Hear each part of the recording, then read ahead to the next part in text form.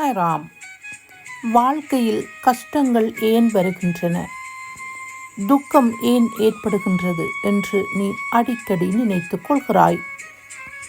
இறைவன் என்பவர் இருந்தால் கஷ்டங்களும் துக்கமும் இருக்கக்கூடாது அல்லவா என்ற பாவம் தோன்றுகிறது. அந்த விஷயத்தை அப்படியே வை. குழந்தைக்கு தாய் நடக்க கற்றுக் கொடுக்கிறாள்.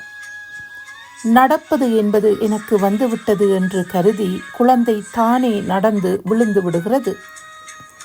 சாதனையில் இருக்கும்போதே சாதித்து விட்டேன் என்று நினைத்தால் தாய் என்ன செய்ய முடியும்?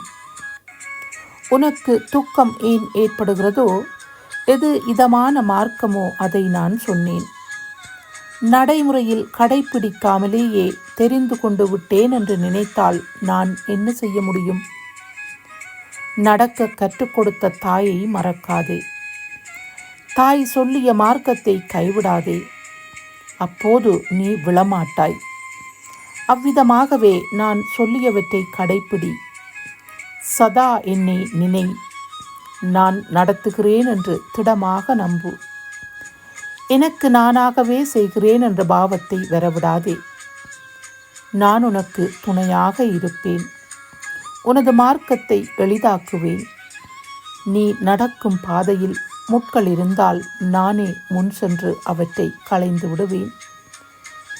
என் மீது நம்பிக்கை வை. உன் நம்பிக்கை ஒருபோதும் வீண் போகாது.